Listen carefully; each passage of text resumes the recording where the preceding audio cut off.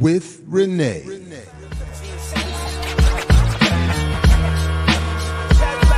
Yo. We wait all week and all day for more. Saturdays with Renee.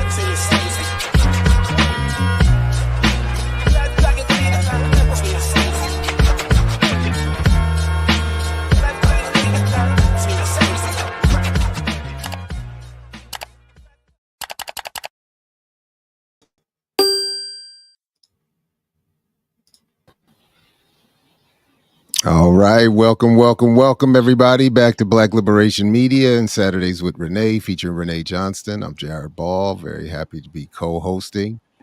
Greetings, and this is episode 92. So as you come on in, pay tribute to that fact and like, share, subscribe, support the platform, put this in your socials, invite others to join you, do all those things. What's up, Renee? What up, man? How you feeling? I'm tired. This whole West Coast time thing is brutal. It's brutal. But I woke up, I set the alarm. I set the alarm early enough that I could watch the whole interview before we started today. Yeah, I actually did too, and I really don't like doing it. But I know. I was wondering. I was like, is he gonna watch it?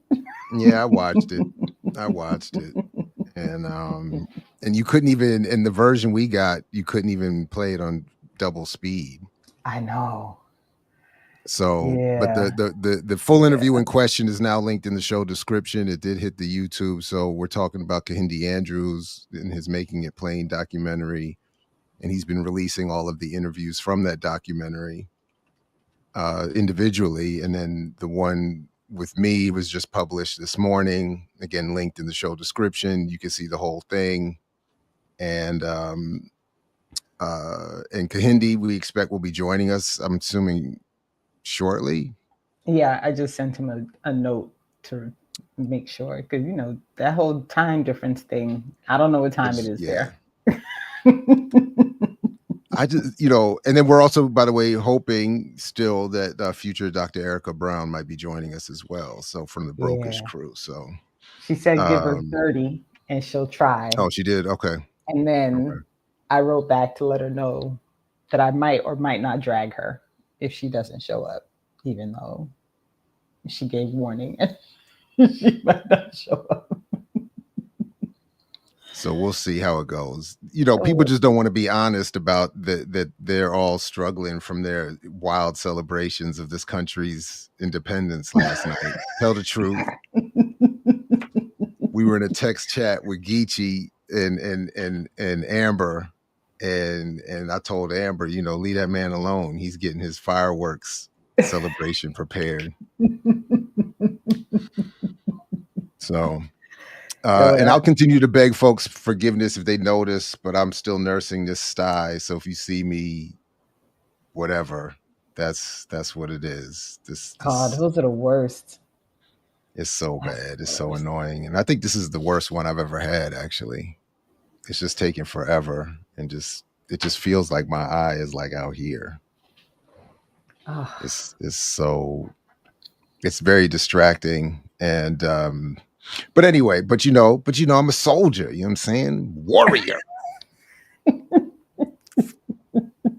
The sacrifices we make for the people.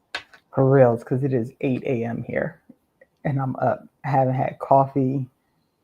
Everybody's still asleep. We driving to San Diego today, which is like a 2-hour drive, but we have to wait until the show ends to leave. It's tired. I'm tired. At the risk of ruining our relationship, I've been hesitant to ask you this because I know you and your husband and family are sports people. Do you all get into the NBA GOAT debate at all? No. Okay. It's not a debate. No. I'm over here quietly losing my mind. If I'm being perfect, just a terrible, inappropriate segue. But I see our guest is here, so I'll stop. But I'm just saying, I'm quietly over here just losing my mind over the dumbest thing. given all that's happening in the world. But is it still the whole Jordan versus? It's Jordan versus LeBron. It's LeBron versus Kobe. Tracy McGrady running. I think I'm just having a moment. And then the Jim Jones thing, talking trash about Nas. In addition to that, I think it's really having this impact on me. I'm like having a whole, like I feel like there's this universal collapse of integrity and honesty. And it's just like I can't. So it's like before I can even get to Zionism and Malcolm X, it's like I'm weighted down by this minutia. And then Keontae's in the chat saying T-Mac was right. I mean, this is what I'm saying. This is what I'm saying. Just very quickly, my main point, it doesn't even matter to me if Tracy McGrady is right in saying if you replace him with Kobe and he plays with Shaq, he's going to win rings.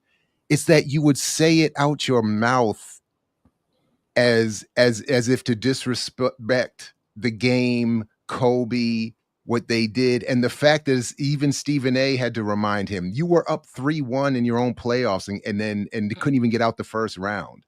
So I mean, but just out of even if you thought that, why would you say that? That man is gone.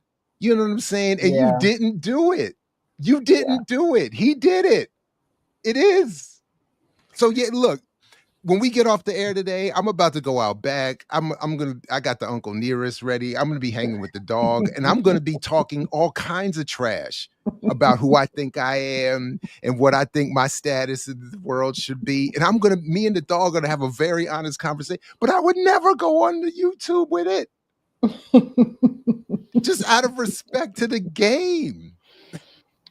So I will say, just real quick, we don't have those debates because one, we're not really an NBA house. Mm-hmm. That said, I don't like LeBron James.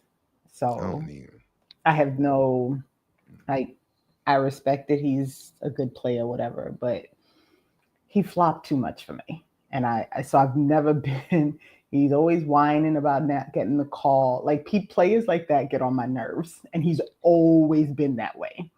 So for everybody in the chat who's about to be mad, I don't care. He's always been the complainer because he didn't get the call.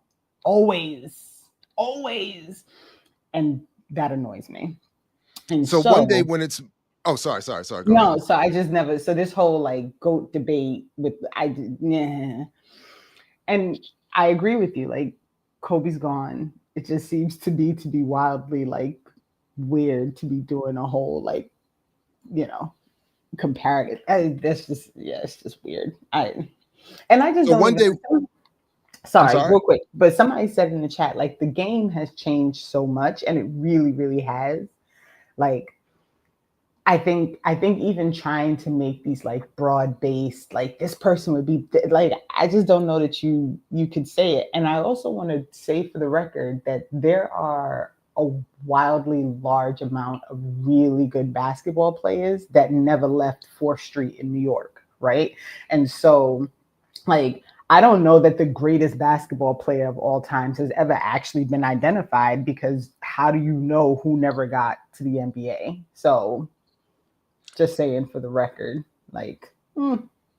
So I was all I was going to say is I have a very extended, nuanced argument about all of this that we can someday, when we have nothing better to do, for real, get into. But we do have many better things to get to. I just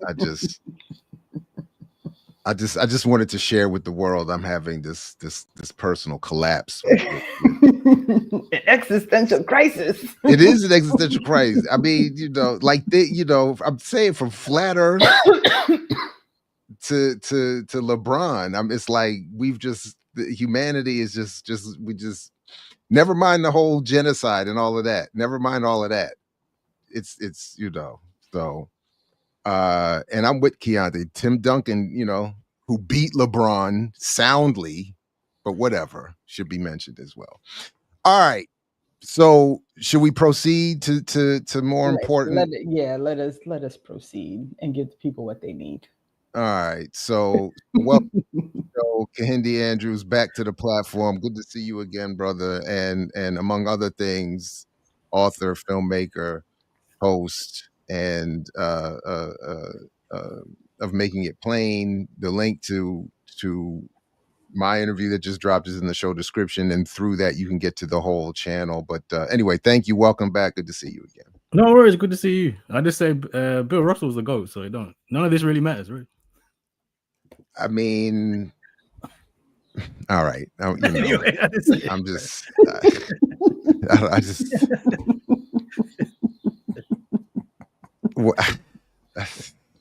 All right. you just messed him up for the rest of the day, Kehinde. Like you just messed his whole. When he was playing, he did all you could do, which was win championships. 11 so rings. I mean, can't. That's pretty. But is he truly? But all right. Whatever. Who knows? No. Okay. But respect. It's ring culture. We should be asking you who's the best footballer then. That's the thing in it. So it's all about the results, not about the process.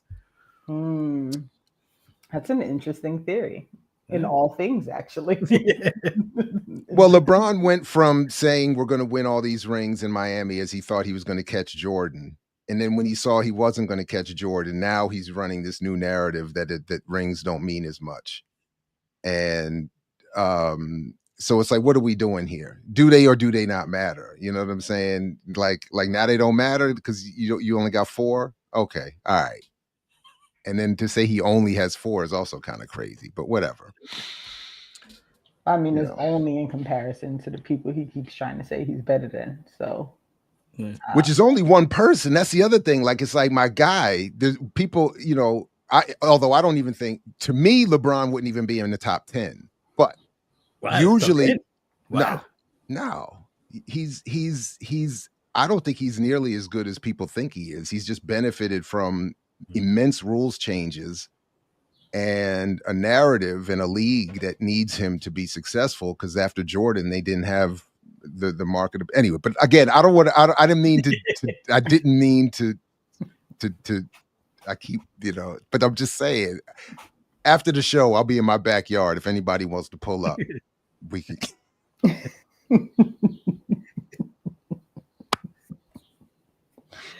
we can finish it. No, I'm just saying. But I mean, and yeah. But what I will say though, just as an actual segue to what's being discussed today, because I did, after we did our interview that day, I did go back, some weeks ago and watch the event that took place in the Audubon, commemorating Malcolm, and I do think that there is some parallel to my devolving mental state, because at that event you had Fat Joe walking up on stage commemorating Malcolm and making a donation to the center. Wow. This is also the same man who was just recently, of course, had some accusations come out against him for some variations of misconduct. I think I don't know how we're supposed to say it. But he also was sitting right there on screen with Jadakiss, allowing Jim Jones to run his mouth about Nas without appropriate check. So I do see this this line, this through line that we're using Fat Joe in this moment to say, hey, you're rewriting history for a particular current moment to create a narrative that suits you and your fellow upper class aspirants, and it's whack. So that's how I'll attempt to segue. That was neat. That was smooth segue. So yeah, I don't know how we wanted to proceed. But so I have, as always, I have a list of stuff. I did drop some links in, but I'm on Cali time, so I'm all messed up. But so I feel very much like, especially in current times with everything that's happening, and it's always so interesting when I'm able to follow what Kehinde's doing on Make It Plain, because I look at the stuff that's happening in the UK, and I'm like, it's just really not different. It's like racism with an accent. Like it's just not. It's just not like why, like you got what's her name, the black chick who. Oh, the Yeah. Kemi Badenoch? Yes. And so it just feels. Wait, I'm sorry. Who is this? She's the Kemi Badenoch is the leader of the our Republicans. She's in line to if they win the next election, she'll be prime minister. She will be. I actually predict she will be the first black British prime minister, which will be terrible because she's awful, proper right wing nutcase. Like, think of Candace Owens becoming president. Being president. It's like, but I don't. She might be worse though, because at least Candace Owens now has, she's making these wild attempts to like, I've learned and I've been reading, and da da da. And so she's like, she's at least like trying to pretend like she's doing something different. That might Black be a Thatcher. Wow. Is that a fair? Wow, that's terrible. To the right of Thatcher, certainly, on things like immigration. To the right of Thatcher. Oh, definitely. I mean, no, Thatcher may have been more to the right personally, but she couldn't have got away with the stuff on immigration. Like the British immigration policies got so racist now that it's essentially a national front, keep Britain white.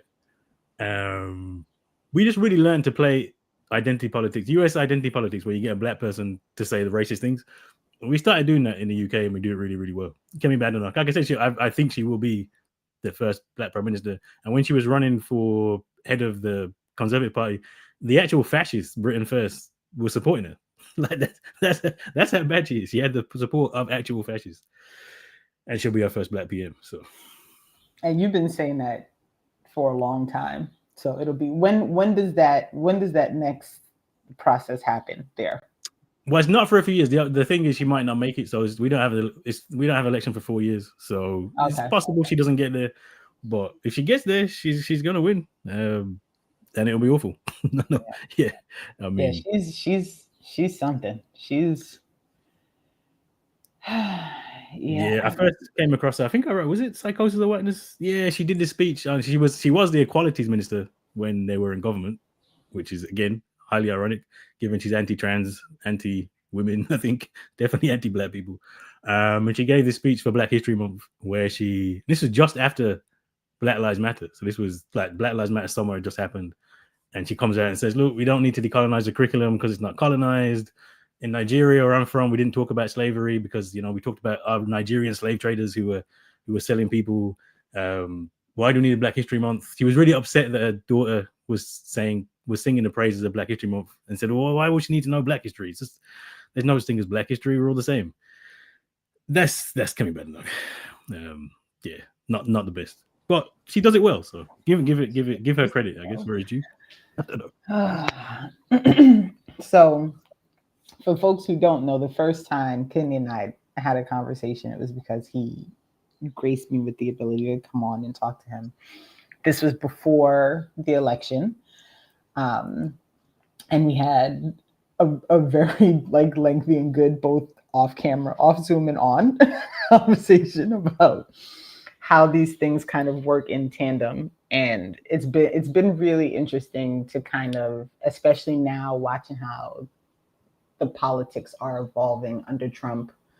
I'm still floored that I went to look up the details for the bill that he just signed, and it's literally called the big beautiful bill. Even on the US the .gov website, it's not you can find the number because they all have to be categorized by number, but it's literally titled the big beautiful bill. And I just I keep thinking to myself, how did we how is that what is happening right now? And I know people will be like, well, you were the one saying that it wasn't going to be, and I still don't think it's that different. I hold true to everything that I've been saying. All these politicians are absurd, that anybody would sit back and champion this nonsense that the whole system boils down to like 4 people not be like, the whole system is a mess.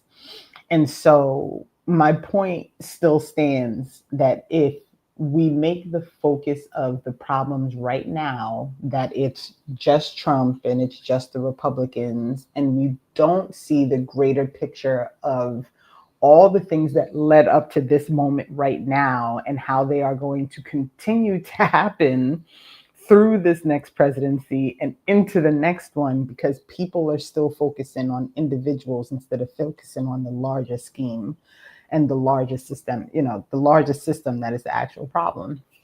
But this brings me to y'all's conversation, because one of the things that you all really, I think, zoned in on that I thought was really good to hear to hear you all talk about it, was Malcolm's view on politics, right? And the idea that he would not be a person who would just be like, we're not going to deal with politics at all. He wouldn't be dismissive, but that he would be pushing for people to actually run politicians who are going to be held to some kind of standard and responsibility to their communities. So I don't know, Kehinde or Jared, which one of you want to talk about it first? Because since it went this morning, I don't know how many people actually have gotten to see the full talk yet. But can we talk a little bit about Malcolm X and electoral politics, and kind of, this whole idea of like, what would he be doing? Like, what would it be right now, in your opinion, like if Malcolm was still around? Yeah, Jared, I asked you this question in the doc. You go, and I'll jump in afterwards. Well, I mean, it's very similar. I was actually just going to pull up to see how I was actually going to just to look at the essay that I wrote for A Lie of Reinvention, because that for me was one of the more egregious problems with Marable's book, was when this topic comes up, and the way that there's a literal erasure of Malcolm's statement from the OAAU.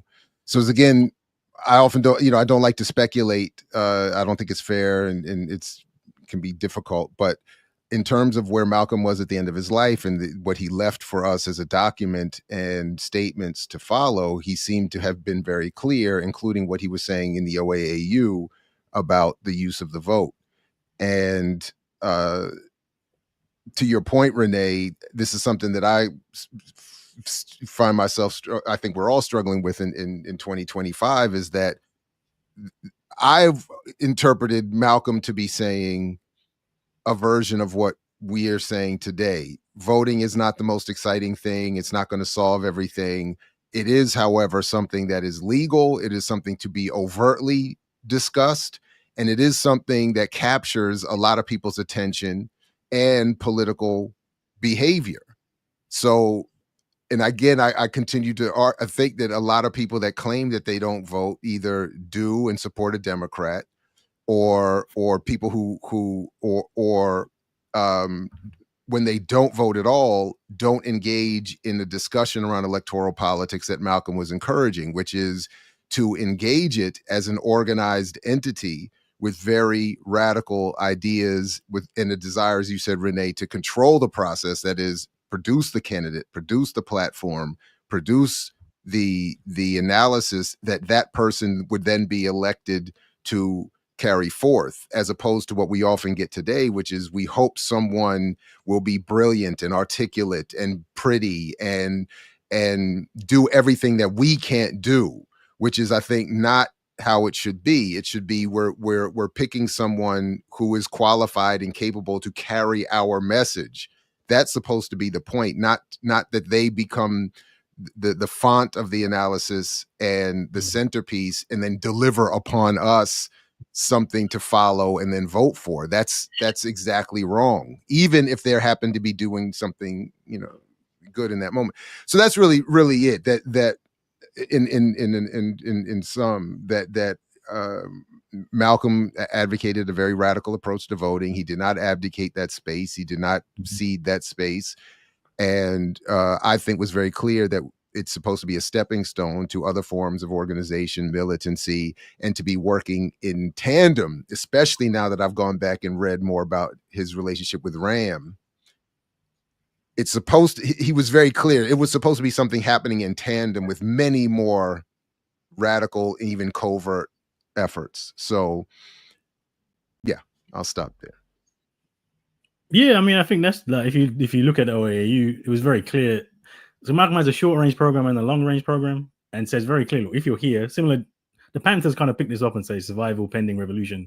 Like while we're here, we need to make the best of we can. Like, you know, we're not getting through schools, we're not getting jobs, we're not getting, can't eat, etc. So, and Malcolm understood, look, there is levers you can pull electorally, so it's important to pull them. And that doesn't make him a civil rights leader. That doesn't make him like a reformist. That doesn't mean he's going down the let's reform America. He's just saying, look, there's stuff you can get from the electoral system, and if you can do that, you should do that. So one example, and this is actually, so one of the big differences in the UK, we only really have general elections that matter. There isn't much direct democracy. You don't elect school boards, you don't elect judges, you don't re-elect many things. Whereas in the US, you have this like very local democracy, right? So one of the things OAU wanted to do was to get on the school board. Say, get on the school board of New York. Then you're on the school board. Then you can say, well, let's take 10% of the money, which represents black young people in the city, and we can start black schools. But to do that, you have to be elected. And so clearly, there's an electoral platform. In the Ballot or the Bullet speech, 64, Malcolm gives his whole thing. He says, look, you need to register as an independent. That's loading your bullet, he says. And then you just use that to leverage power.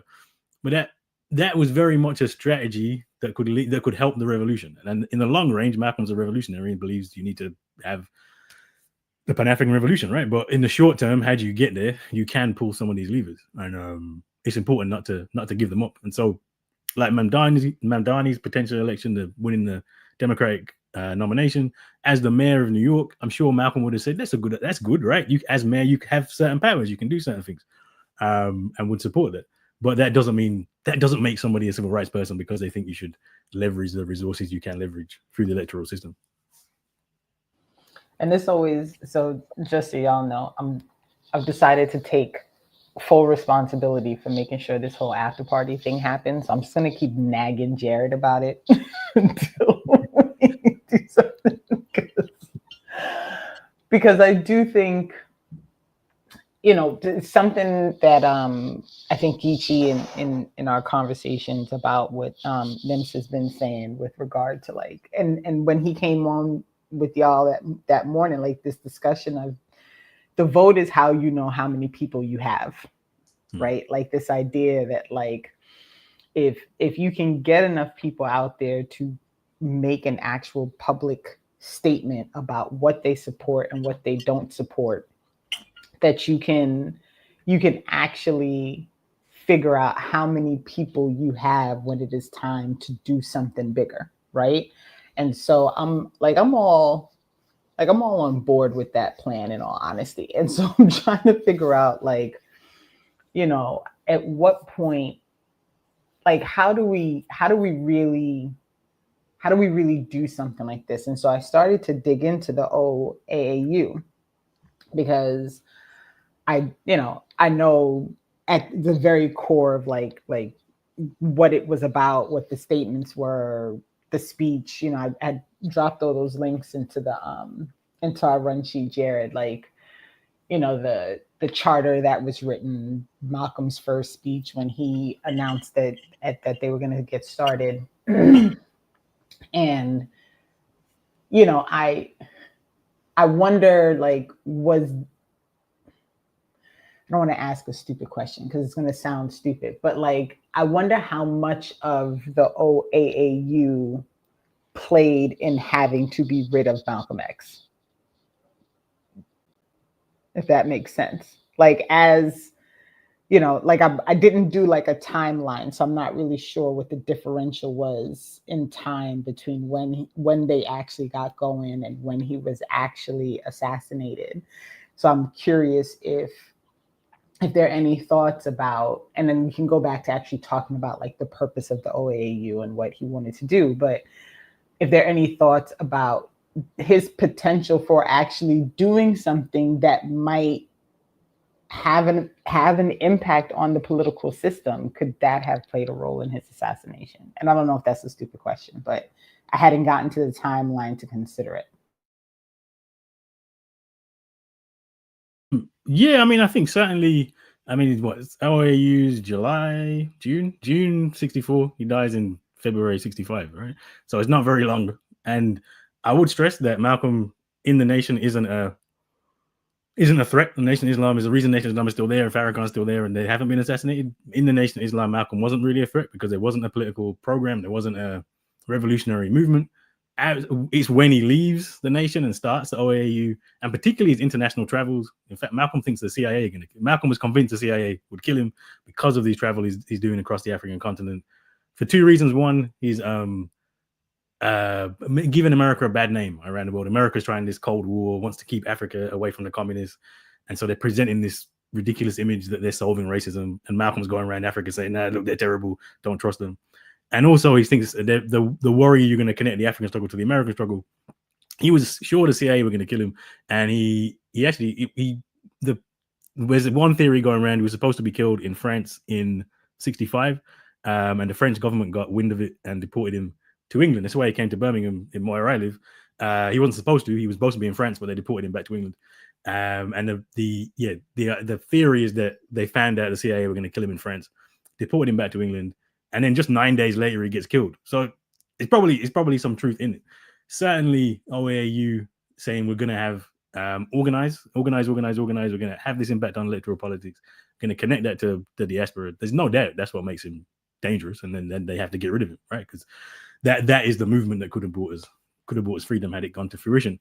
I do think there is a question though about, the way that, if you look at the way the OAU is constructed, it actually shouldn't really need Malcolm, right? Like, it is chapters, there's a program, there's a platform, and why does it die off so quickly when he's killed? Because he's about 400 members when he dies. He's still quite young, obviously, but I don't know why did we let it end when Malcolm died? This unfortunately happens too often, right? The big leader, the figurehead, gets killed, and we kind of just lose the initiative, I guess.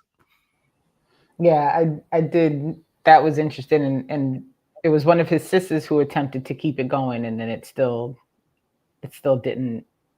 Was that what I read? No. Yeah, Ella Collins tried to keep it, but without Malcolm, it just went away. And not just that, but it not really got picked up. Like, we had a lot of people say Malcolm X, claim Malcolm X. Well, there's a blueprint there, right? Like, we just kind of ignored it historically, and I'm not entirely sure why. I think it's a very good question and deserves a lot of attention. I think that there's an overlap to Renee's initial question and why the OAU didn't get picked up, and in part it was my assessment of it is simply that as you said, Kehinde, that Malcolm was increasingly becoming a threat on the international political scene and a threat to the form of accepted or sanctioned political struggle in this country that the ruling elite wanted to foment. So to again get to a point where you can have Fat Joe and Ben Crump commemorating Malcolm X, to get to a point where you could have 8 years of Obama seen as an extension and be written about as an extension of Black power, you have to get not only rid of Malcolm, but then you have to because it wasn't simply that he died, and it wasn't even simply that he was assassinated. That was itself part of a broader operation to destroy all manner of radical efforts, including those connected to Malcolm. So I don't think it's just as simple as Malcolm was assassinated and the OAU eventually collapsed. It was that he was assassinated and other infiltrators, other forms of manipulation, other propaganda, other targeted either assassinations or imprisonment. Because I don't remember off the top of my head, but we would have to also go through some of the minutiae, so to speak, to how many other people that don't have big names were arrested, detained, murdered, disappeared, or whatever have you. I mean, all of it, I think, becomes part of a compendium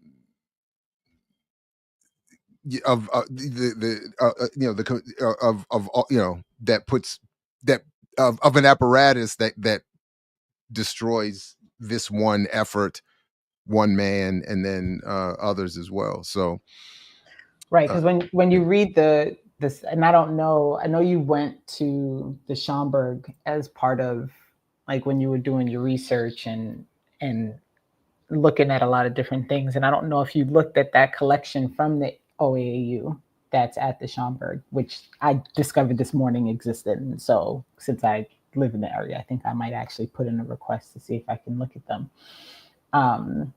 But just quickly to back up, because Latif is right. There might be folks who don't know what the Organization of African-American Unity is. And so could you explain what it is just quickly so that, so people have a point of reference of what we're talking about, because I did make a bad assumption there that people just would automatically know what I meant. So apologies to the crowd. Yeah, sure. So OAU, Organization Afro-American Unity, it's Malcolm with a collection of people, including John Henrik Clark, Sarah Mitchell, Lynn Shiflett. There's a collection of people who found the organization OAU. The aims of that, this really is Malcolm saying, look, this is the political dimension of the struggle, forms the Muslim Mosque Incorporated to go alongside. And interestingly, as Malcolm leaves the nation, he becomes more devoutly Islamic, right? Joins Sunni Islam, does the Hajj, but then also separates the religion and the politics like completely. Says, look, this is I'm an imam, we have the mosque, goes to the Middle East to get like scholarships and really say, look, we want to represent Muslims in America, but then creates the OAU, which is is secular, it's political, and has the aim to organize Black people and this is a really important thing, especially in this context. We had the whole ADOS conversation on Brokish with Erika the other day. Afro-American, when Malcolm defines Afro-American, he literally defines it as everybody who's not in Africa, right? Afro-American was not African-American in the context of people in the United States. It was all those in Latin America, Caribbean, et cetera, et cetera, et cetera. And the aim of the OAU was to say, how do you organize us in the diaspora? And it's very similar to the Gaza movement, UNA, in many ways. You have different chapters. So they started the first chapter in Harlem. And in that Harlem chapter, the idea was to organize locally, and then you have different chapters around different parts of the diaspora. And importantly, OAU is named after Organization of African Unity. Malcolm traveled around the continent, heavily influenced by Kwame Nkrumah. Organization of African Unity he had a lot of faith in OAU at the time. You had Nkrumah, revolutionary leaders. And the idea was you could have the OAU for the diaspora, have the OAU for Africa, and connect those two things together. This is one thing where I have to say, if Malcolm was alive today, would have to 100% change, because that OAU turned into the African Union, and that's terrible. That didn't quite work. But the whole point of the OAU was to organize a organization for Black people in the diaspora that could connect to the African continent and work together to get free, basically. And by the way, it's the same thing. You can't have the current form of the African Union and the downfall of the OAU without getting rid of Nkrumah and Sekou Touré and Lumumba and Winnie Mandela and Chris Hani. You got to go through a whole continent-wide version of what happened to Malcolm. And then again, the posthumous renditions of all of these people and histories has to be built up as well, so that you can end up with it seeming logical and even inevitable that we would end up where we are today. And and I have to admit, this is one of the few, I still have enormous trauma around the reverse hashtag community. So I haven't caught up to that particular episode yet. I have to get into the right mindset before watching another discussion of the reverse hashtags. It's super disingenuous and but yeah, I'm sure it was a great discussion. And why is Erika in the chat and not here? Listen, and I tried to warn her over email, but she about to get dragged if she don't get her behind off that chat and into the link. Future Dr. Brown, let's go. I will say, can I say again? I'm going to say again, because I just submitted that chapter, the final version of this book chapter, a mere 4,000 words. and Kehinde, I say this in front of somebody who's just published another book, that I'm not proud of how long and difficult it was for me to put together an organized 4,000 words, a mere 4,000 words. But I did cite even some unpublished work, as yet unpublished work from future Dr. Brown, because I think her argument around financial literacy is a parallel to what's happening in terms of image and history to Malcolm. And speaking of the goddess, not the devil, but the goddess. That worked. Thanks for joining us. Thanks for joining us. Y'all are so rude. I told you I just got home. I was at the airport, and I have nothing meaningful to contribute. Listen, you say that just like False. You were like, I don't know if y'all need me there. And I'm like, why do you think you want the email, man? False. But nobody's got sympathy for you either, because I got a sty. Renee's tired and across the country. Hindi's in another part of the world too. So we all here. So you know, there you go. I appreciate you coming on, Erika. Thank you. Absolutely. Thank you for having me. And I have not watched the episode yet. It's on my list. I was actually going to watch it on the plane on the way back, because I need to focus. I need quiet around me when I'm watching Broken, so I can giggle. I think I'm losing friends because of this episode. Jared might be one of them. I don't know. Uh-oh. Oh yeah, Erika reveals something very personal and deeply secret. Oh, she's ADOS. Wow. I don't know what are you saying? I mean, what else could it be that would make me not be a friend to you? Not that, but just, oh my goodness. I talk about, so the way that I even know your name is because of Yvette Carnell. Oh. Listen, again, look, in 2015, when I saw Yvette she did a piece critical of the Nation of Islam and Louis Farrakhan. And I thought it was, if I remember correct, my memory was, I thought it was brilliant. And I didn't know who she was. And I was like, and then I thought, not only do I agree with her, at least for the most part, but she's willing to stand up here and you know, say these things. And I thought some of them needed to be said, and we don't have these discussions. And here's this Black woman. I was like, wow. So I was like, and I was at the Real News at the time, immediately reached out. I was like, let's build. So we started off as a very cordial, at least, if not friendly. And then when we got into our issues around buying power and criticism, because Boyce Watkins was literally in my first commentary about buying power, she and I, you know, and she had been working with him and had recently broken off from him, I think, at the time. And so we had, and my point is, we had a very friendly relationship up until that 2017 conference in Kentucky, where she went on stage, took that very conservative Christian money and went on stage, as did I, because I did take a check that day. I'm not gonna front. I got a check, and the white man handed it to me on the spot. So I knew, I was like, I know we're dealing with a different thing, because usually I don't get paid for months, if at all.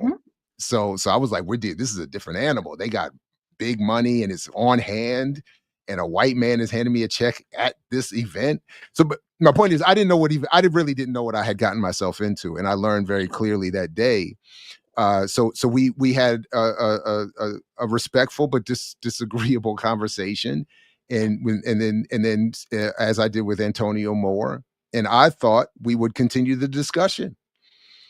And immediately it went to Jared ain't shit, and tagging Morgan State, saying, you got this piece of garbage working at Morgan State. You need to, you know, oh yeah, they went. I mean, it was bananas. The 180 was bananas, and quickly. So, all right, I'll stop.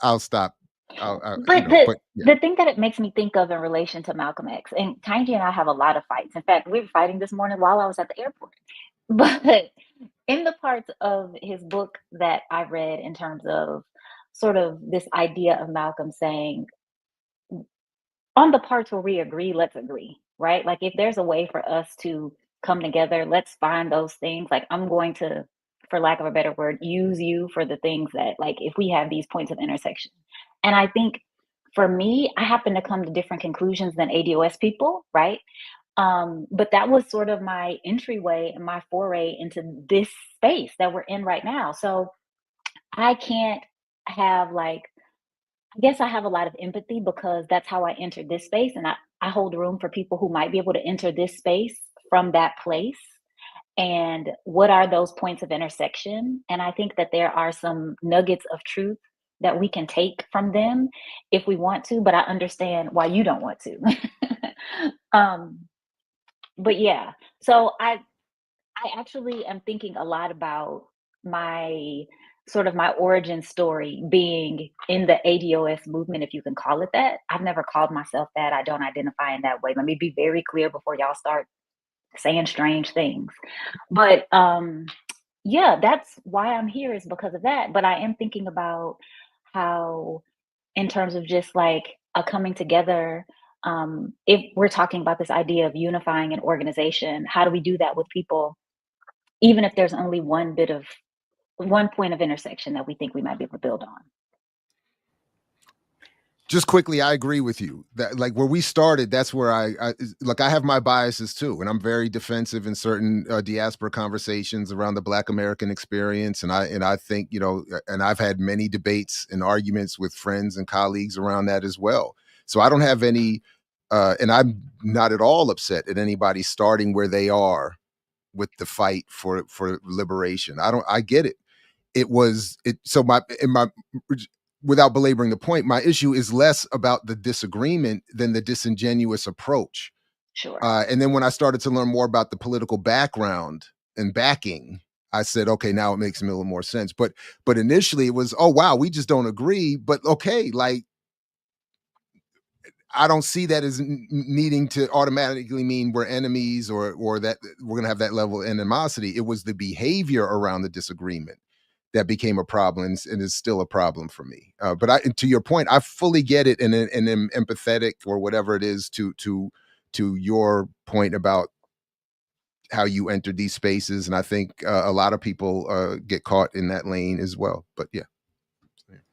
And I mean, I think it's always worth pointing out, like, clearly Malcolm X didn't start out as like a Black revolutionary, right? Like, so everybody comes to a space in different ways.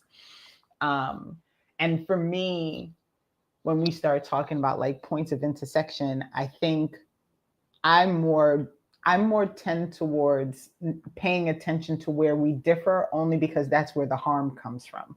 Sure. Right? So like there's a space of looking at, okay, these are what we have in common, but what do we not agree on, and how much harm are you about to bring into my life because the things we don't agree on are problematic, right? So like I was saying, and I think I said it last week too, like this whole you know, the whole big tent idea, like we got to let everybody into organizing tent because, you know, but I'm like, but if you then bring somebody into the organizing tent who's going to be attacking me personally because they've decided I have too much melanin, like we can't have that in the tent, right?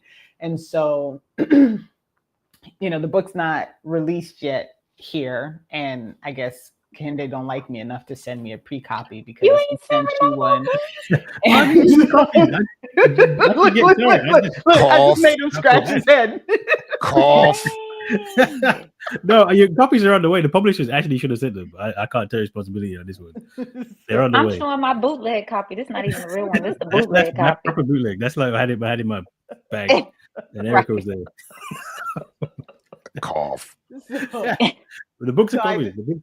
I can't wait to read it because I am very interested in how we utilize all the things that Malcolm was able to do while he was here, that there is so much attempt to kind of downplay and hide and not give any energy to actually bring up, like, what should we be doing? Right? Like, what should be the next step? What should be the thing? Like, if we're really gonna, like, part of the reason that I'm gonna make this trip to Schaumburg, and I just have to figure out what the process is to be able to get into the collection, is because I'm curious about are there any pieces of what was put together for the OAU that could still be utilized now, right? I struggle with the idea of, like all Black anything here, because, the whites are crazy. Right. And so like you could start out being like, we're gonna have a school and we're gonna do this in our community, but then is that actually going to be allowed to live, right? Is it going to be allowed to be a thing? And I don't know that it is, right? Like, this has always been, whenever people talk about we're gonna take the land and we're gonna live on the land and we're gonna just do our own thing, and I'm like, yeah, until they come and say they take an eminent domain on land, and then what's gonna happen then? And then I like to remind people that, like, the city of Philadelphia literally dropped a bomb on its own city in order to prevent the Blacks from living the way they wanted to live. Like, they literally dropped a bomb. And then took the bones of the children to study them. Right. And so, so these are always the things that kind of roll around in my head as I'm really contemplating, how do we move forward with some of the ideas that Malcolm X was trying to really, like, get people to get on board with. Like, is it actually possible? And I mean, in this country, I don't think so, but I do think that if there is a true unification of the diaspora, we definitely have the numbers if we're all, like, working together. But I don't know. Can I make one more quick segue to this elevated level of discussion? So after that experience in Kentucky, the head of Simmons College, who hosted that ADOS event, Reverend Dr. Kevin Cosby, in an exchange with me, I said to him, you all keep using Malcolm and making reference to Malcolm, but Malcolm was a pan-Africanist himself, coming from the diaspora as part of his family. And, what's up? And he literally told me that Yvette Carnell is the new and improved Malcolm X. No, he did not. I promise. That is untrue. It is on Saturday morning, on the day that God made, and lying to the people. Wow, that's special. That is. So That's where I tapped out. It was like, all right. Yeah, God. I mean, Malcolm's literally rolling in his grave. Like the way that everybody, Clarence Thomas calls himself Clarence X. Now Yvette Carnell's the new incarnation. So that's hilarious. But no, this is the problem with Malcolm, right? Like the politics is so misrepresented.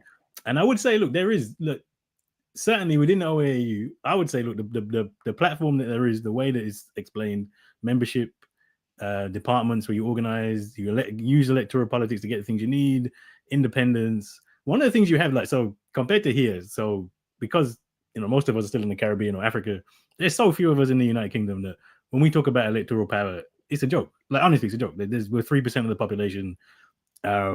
We barely can do anything at all, right? But if you go even Harlem, even though Harlem's getting gentrified, Harlem's still little Africa. That's a body of people that gives you power if it's organized correctly, right?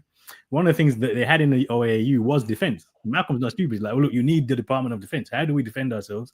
Because we know the police are a problem. We know the racists are a problem, etc. So definitely, it's not something that would be easy, but it's the only way to get the things that we would need to get is to leverage the resources. And that's, again, probably why it's important to involve in electoral politics, so that gives you a certain leverage and a certain power, right? But fundamentally, Malcolm's telling you, like, America is America. It's the chicken can never lay a duck egg. You're always going to be under attack, and it's never going to work fundamentally. And the real revolution is in the African continent. It's not even in, like, Jamaica in the Caribbean diaspora or even Latin America. It's really in Africa.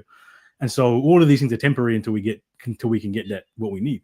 But certainly, America, you have advantages that we don't have here. Like I said, there's not that many of us, but you actually have whole mass communities where, if that power is leveraged correctly, you could do some serious things, right? And you do. African Americans have done some really positive things, but not in the direction of revolution, unfortunately. And so I would I think that you just take Malcolm's blueprint. It's not Malcolm, and I want to stress, not the OAU is not really just Malcolm's blueprint. He's a Garveyite. It's very similar to the UNIA, which was the largest black organization that ever existed. There's a whole brain trust. He calls it a brain trust around the OAU, including people like John Henrik Clarke, Sarah Mitchell, someone who crafts the aims and objectives.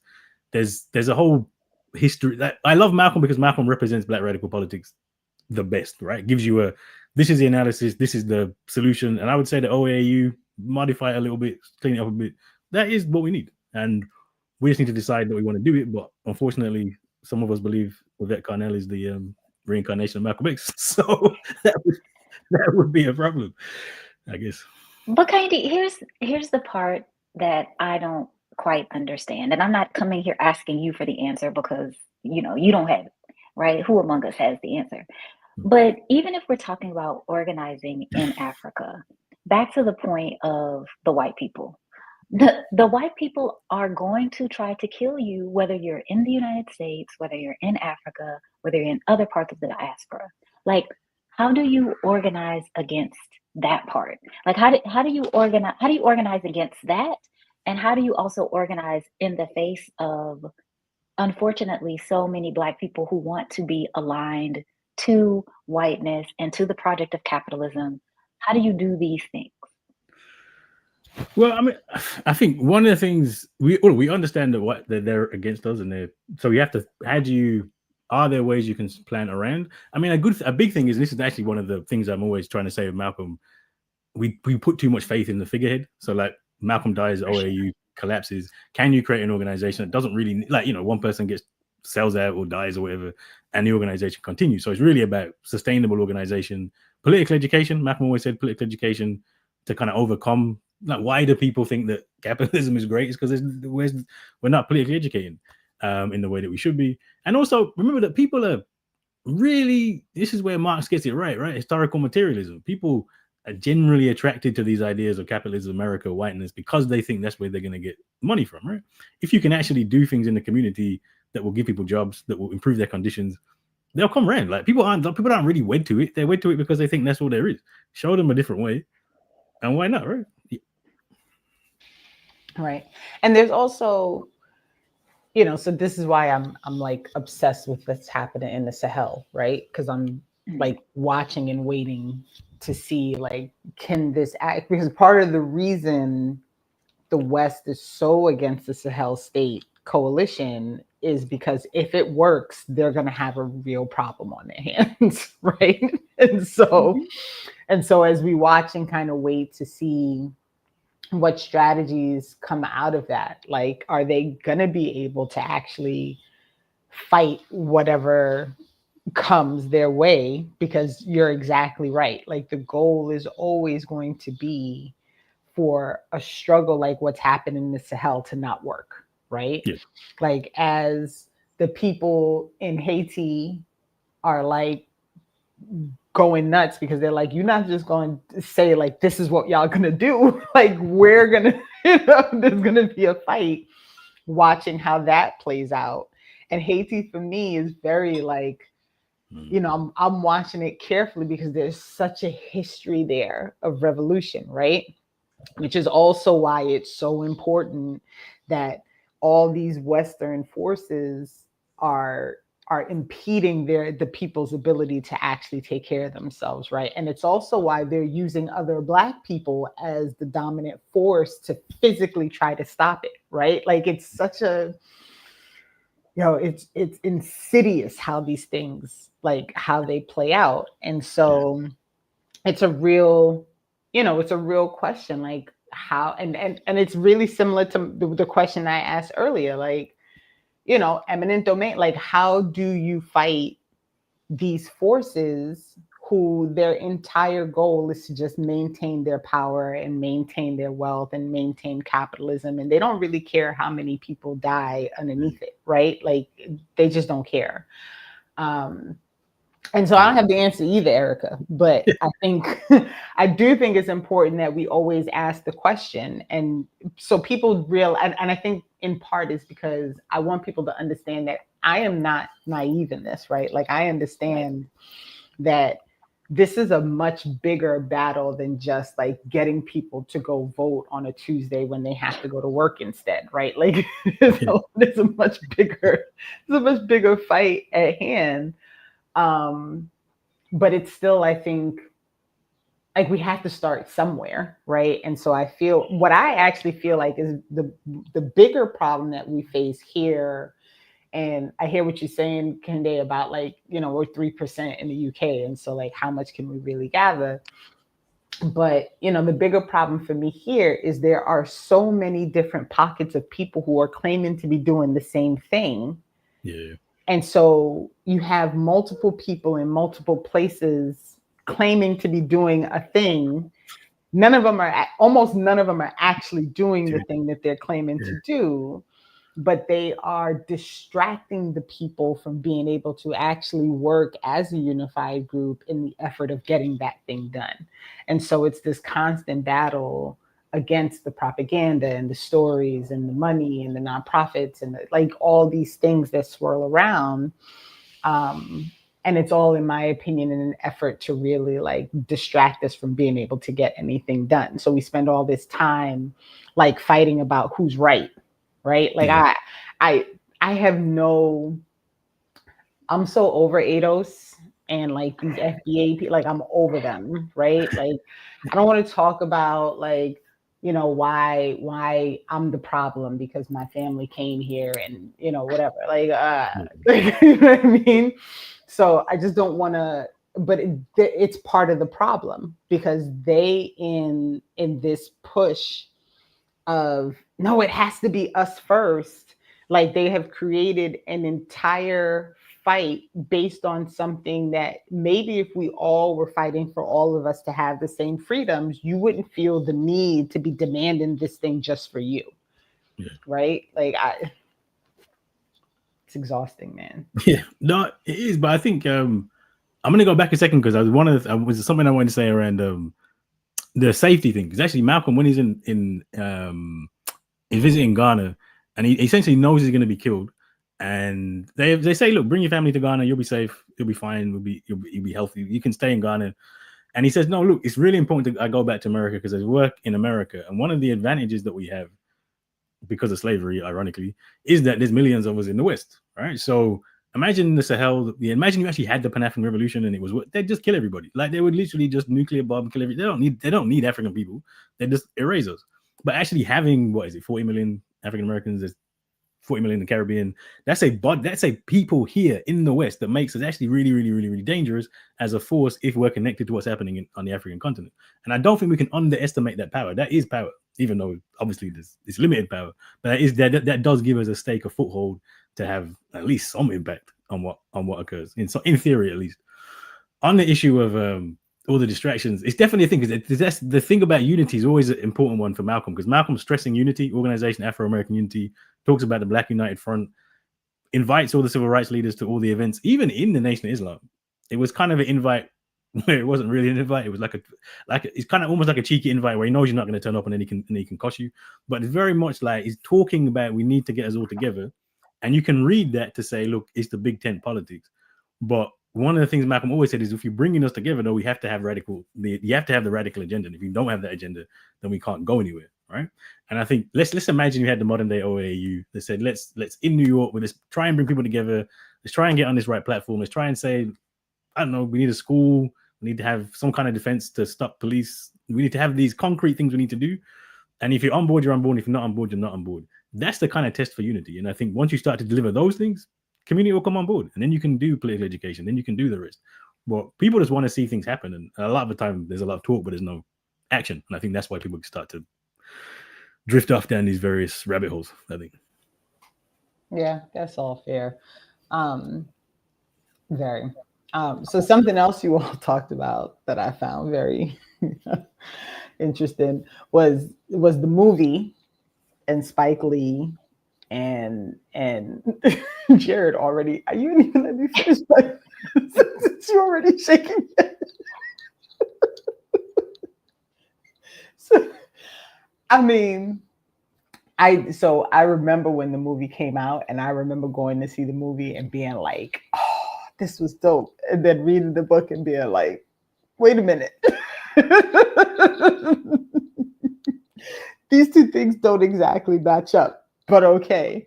And I'm that weirdo, like a lot. I don't know how many people did that. And so we have this conversation also a lot about entry points, right? And so, you know, how many people went to see the movie and actually got like moved to learn something else, or to dig a little deeper, to understand Malcolm some, to, you know, all these things. And so you all had the conversation. Of course, the Vernon philosophy came up because it always has to, because like life. But can we talk a little bit about this impact of like Black people want to see themselves? Oh, that shirt! I can't. And I, just again, this is only Crazy. 4 days old. This is from the Shabazz Center. Every purchase made goes directly to the Shabazz Center, helping fund the community educational exhibits and cultural preservation in Harlem. Crazy. This limited edition Malcolm 100th birthday tee, designed by Spike Lee in collaboration with Michelle Andis, is more than apparel, it's legacy. The original design was worn by Spike Lee on the set of 1992 film Malcolm X, shot in Soweto, South Africa, a moment that connected Black liberation struggles across continents and generations. Now reissued in honor of Malcolm's centennial, this tee lets you wear the movement while giving back to the mission. Yeah. I'm really struggling. I gotta be nice in the center of this, so I'm just not saying anything. No comment for me. I just read the post. But not only that, like, first of all, text me what you want to say and I'm gonna say it. There you go. But wait, listen. First of all, the t-shirt is $50. $50. Okay.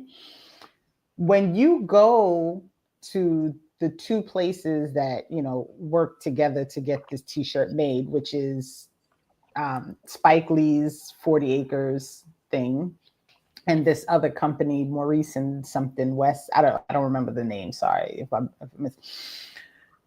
Neither one of those sites say anything about giving money to that. Just so you know. So I'm like, is this like a secret? Or were they told that that's where the money was going? Because you would think that when you went to buy the site from Spike Lee's Shopify, like not even like you went somewhere else and got the link, like on Spike Lee's Shopify, right? Yeah, exactly, Eric. See, giggle, Eric. Listen, that it would say like all the proceeds are gonna go to this. It don't say that, and the shirt's $50. In contrast, you can go to blackliberationmedia.org and get you a whole long sleeve Saturdays with Renee for literally half the price. You won't be wearing the movement though. Yeah, That's the different. bowel movement, more like. Listen, look, and it's And got I just like ordered one today while you messing around. So it's got the whole like thing at the bottom, like this gross like thing at the bottom with the 40 acres, and it's a Spike Lee joint. And they don't, the back of that shirt, the back of that shirt says like it's a Spike Lee joint. Like it's not even right. Like the whole thing is. But that's actually the most honest thing about it. Yeah, it is. It's the Spike Lee thing. It's not Malcolm. It's not history. It's not. But yeah, that's. I just don't even. And the whole Shabazz Center. When we talked about this when y'all came on, and I know Kehinde can't talk, so just no, I mean I can't do it. Don't get yourself in trouble. Right? So, like that's too much though. It's too much. Like where they're doing a whole lot in this effort to like prove that they're trying to keep Malcolm X alive and keep all the things, and he wouldn't be doing none of this shit. Right? Like none of it. Like my hashtag today says Malcolm would not do this. Is that what? That's what it says. And listen, I mean, please, I put a link in the show description if anybody's interested. But if you watch the event, that event that they had was so disturbing. You know, from Fat Joe to Ben Crump to Al Sharpton to now I'm forgetting everybody who was there, but it was because Lauryn Hill shows up. And you know, by the way, I just watched the block party, Chappelle Show block party. It's like 25 years old, 20 years old, 20 something like that. You see her show up there. We're not headed in the right direction. And yes, Umar, school funder, don't hate her, whatever your name is. That's funny. Fat Joe. The Fat Joe. And he makes a comment on stage to the effect, he says something, it's wild to be commemorating someone in this place where they got killed. And I was like, it sounds like it got worse from February. It sounds like it actually got worse. I don't know.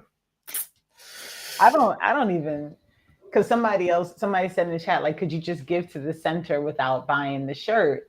But I don't want to give to the center either. I'm like, I don't want to. And I've been there. One thing I will say, it is a space where it does. I'm not PRing for the center, but at the very least, it is the place Malcolm killed. I guess that's something to keep, right?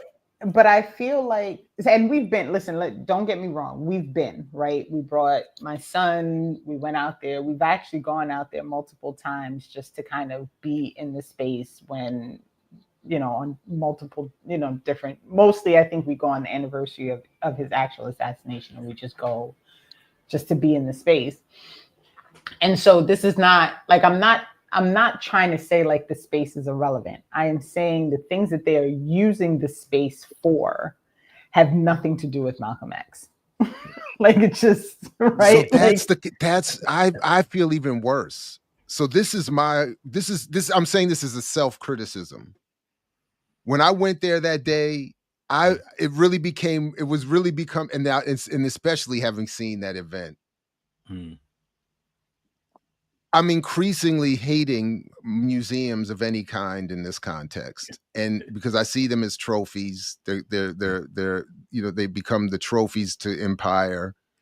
It's like, and the center speaks against. It's not even that it doesn't represent him. It's now actively speaking against Malcolm and his legacy.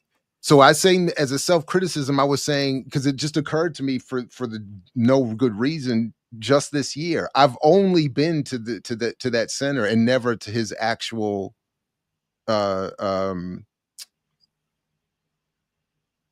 place of rest, to the cemetery. I can't think of what the word is, to the like, I've never, like, we should, if anything, I feel like I should be commemorating him if I need to go somewhere and go there, as opposed to the place where he was slain, that has become this, you know. So that would be my humble 2 cents. I'm going to try to take myself up the grave. Yeah. I don't know why I was struggling with the grave site. That was the word I was struggling with. Thank you, Jamo.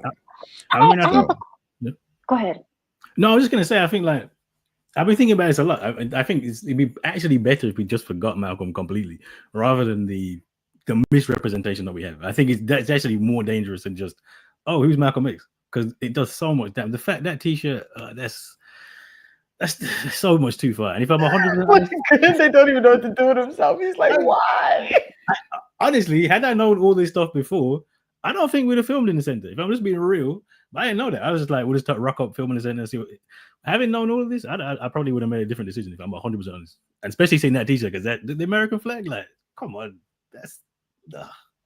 So related to the center and what we're talking about now, I have a question, probably for Jared and Kehinde. I have a question for y'all, but Renee also. So you all are, you know, I'm sure you love the term public intellectuals, public scholars, right? But you also have children. And I'm going to imagine that there are people like me, people in the chat, who have consumed hours of your content in a way that your children have not, and feel like we might have access to your legacy in a way that just because we have consumed all of this, right? But at the center, his daughter and I think his other children are pushing his legacy forward. So who owns the legacy? Like, who not owns, but who has a right to say, this is what I think my father would want, or this is what I think Malcolm X would want? Because is it the people who are genetically connected to the man? Is it the people who are consuming all of the media? Is it the people who have engaged in the scholarship the most? Like, do we have a right to criticize the center when his children are like, we think it's okay, right? Wait, real quick before they answer. That was it. Because Kehinde, like, the one thing I'll say in the documentary that I thought was very, very important that you brought up that I don't think people understand is it's not like the information doesn't exist. So my real issue with what his children and what the center is doing is it is a direct contradiction to his own writings. Like, he literally just read what he wrote, right? like read. But also, if it's my daddy, I'm gonna be like, you reading what my daddy wrote, but I mean, they were very small. It's not this, right? But it's like, I was there. In the case of Jared and Kehinde's children, it's like, I lived with the man, right? I had dinner and breakfast and all the things with, so I feel like Kehinde and Jared, you should tell your children that you will come back and haunt them if they misrepresent you. Like, I feel like that's what you should be pushing for. Kehinde, go ahead. Go ahead and yeah. No, I mean, I think so. It's interesting. I'm trying to be nice again still, but come on.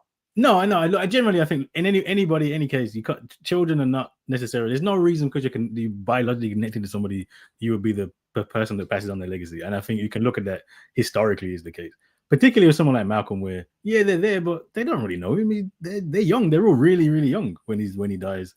Actually, Ilyasha Shabazz. Before I did do the interview, I did read the book. What's it called? Growing Up. Yeah, and she admits she didn't know nothing. She didn't know if Betty didn't talk about him other than like the man, didn't talk about the politics. She only really started to get into Malcolm as politically with some white man taught her in university. And if I'm honest, it kind of shows, right? And as Renee says, the work's there. Like, this is not somebody who we don't have a whole catalog of work that you could just go and read. And that's why I wanted to write the book, because it's not complicated. Like, if you just read Malcolm's stuff, it's very, very, very clear. The one thing about Malcolm is very, very, very, very clear. So I'd say anybody that can pick up that legacy and say, look, this is what it is. And yeah, being related to him. And actually in this instance, I think being related to him probably hindered it rather than helped it. Because I think we tend to, even me with the documentary, even I just said, I read Growing Up X. It wouldn't be a person I'd go to and say, tell me about Malcolm. It was very much this Malcolm's daughter should be good for the documentary. That's what people want, right? That's not how we should make decisions. You know what I'm saying? Maybe that isn't. Because the legacy, and you're right, when they're actually actively, and I guess I didn't know, I was not aware of this before, of how actively they are actually against Malcolm. Directly, obviously, clearly, even the event he went to in February, we didn't stay. My son, one thing I said to my children know me, they could represent me very, very well. They edit the podcast, they listened. My other son was crying, saying, what is this? We need to leave. Where's Malcolm X? Like, literally said that. We got bans. Because, and I think when they're actively, and because they have that cachet of being Malcolm X's family, you can do some serious damage with that. Yeah, I was trying to be diplomatic, but I guess I failed. But yeah, you can be diplomatic. Yeah, you can do serious damage. So I think it's right to call it out. We have to call it. Somebody has to call it out, right? I agree with some in the chat that this is a great question. And in some ways, we have talked about it in the household. Because I talk about what I want for my children politically and their political legacy all the time. But they're not authorities on my analysis or my work. If they're authorities on me as a father, they can definitely represent accurately some broad strokes of my politics. But if they could also, if they were if I was not around and they were inclined in a certain political trajectory, they could also mess it up. At this stage, for sure. I don't know where they'll end up. But I think of, when I think of this all the time, I bring it up all the time, so forgive the repetition here. But years ago, there was this, when Dhoruba and Cynthia McKinney had formed, I forgot the name of the coalition, but something around responding to acts of police terrorism. They were at a press conference with the family of a victim, someone killed by the police. And they were asked at the press conference, the reporter tried to ask the family, what should be done in the response.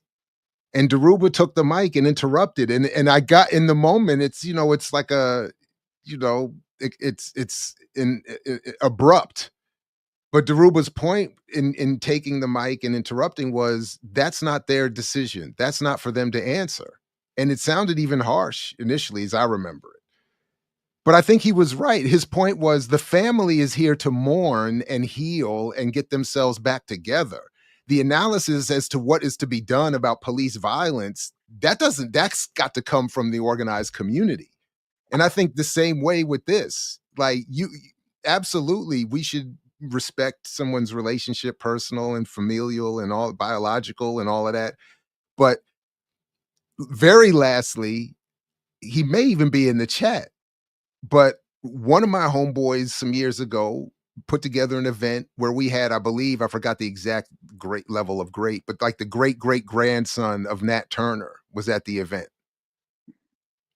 He ain't Nat Turner, and nor could he be. So it was like, what did we expect? You know what I mean?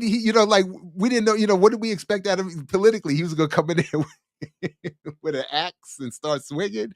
But it was like, so, but the point, we were honoring him as the family, like loving the connection. But in terms of an analysis of Nat Turner and what we should do today to commemorate and pick up that legacy, that's not necessarily where you go. So anyway, yeah, yeah. Well, I saw this.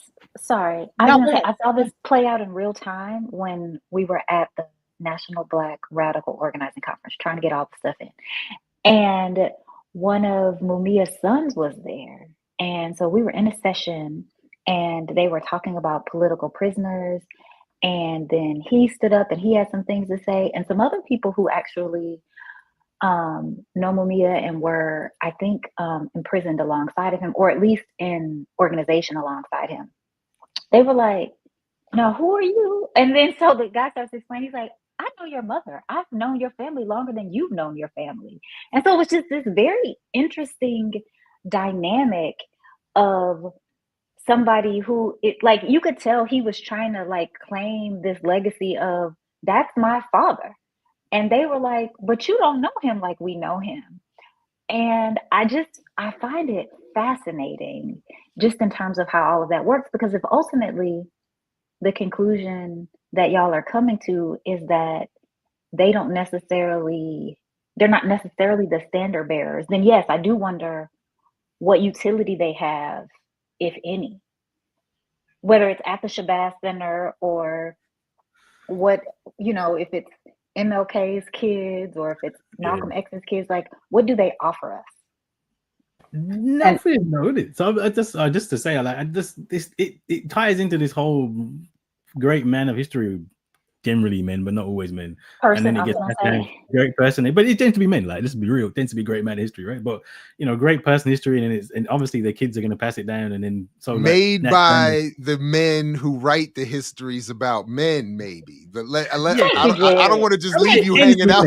I'm not saying it's all the great men. I'm just saying it tends to be men we do this to. I'm not like Claudia Jones's kids. I don't think anybody ever talks about. It tends to be men we do it to, which is patriarchy, etc. But yeah, the idea that Nat Turner's great, that's that regal tradition, right? It's nonsensical. And with someone like Malcolm particularly, there's a body of work, and I think that's what I'm trying to say. Is to say, look, there's a body of work there. That's where you go. And look, I'm not Malcolm, and then he'll never be on that level at all. But if I die today, don't go to my children. I wrote 5 books. Just go read the books. It's all there, right? And we don't give credit to our people. They're actually thinkers with bodies of work. The kids, people are flawed. but the actual work is there, and we should respect it and give it the credit that is due, I think. Right. And I think for me, like, DNA is not like an automatic criteria of expertise in anything, right? Like there are plenty of Look people. at Bronny James. There we go. Wow. And we're back to that. And we're back, right. And I think, I think my major issue is the one thing that I think should be able to easily agree Malcolm X was not is a capitalist, right? Like he was. 100%. So this idea of selling a $50 shirt, right, to support the politics of Malcolm X, like, can we just stop? Like, my point is it's not so much about like, the shirt, they do different programs, they give the historical reference at the center, they do other things. But I think we really have to start being clear about when people do things in certain ways, right? You have to question what their actual motivation is, because like somebody could say like, well, they have to raise money to be able to do the things that they have to do. Okay, I get that.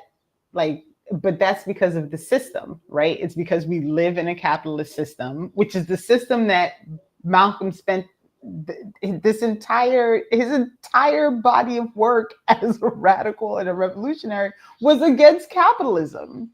And so like against the United States. So the flag is especially ugly. Right? And like this whole, like, I'm struggling right now, and I try to follow the chat, and then I have to remind myself not to respond to everybody in the chat because they're just assholes in the chat sometimes. And like, I just like this whole idea of people just missing the point, and I feel like it's intentional, right? Like I'm gonna intentionally be an asshole in the chat, and I'm gonna miss the point. And the point is that Malcolm X was not a capitalist, right? And so if his children are pursuing extreme capitalist measures in an effort to push a story about Malcolm that doesn't even fit his own writings, what are we doing? Like, why should I praise that? You know what I mean? And why do they get the benefit of, well, we have to support them because they're his children? Like, if my child grows up and he's like doing nonsense, I hope y'all check him. Like, I want y'all to be like, Naz, what the hell are you?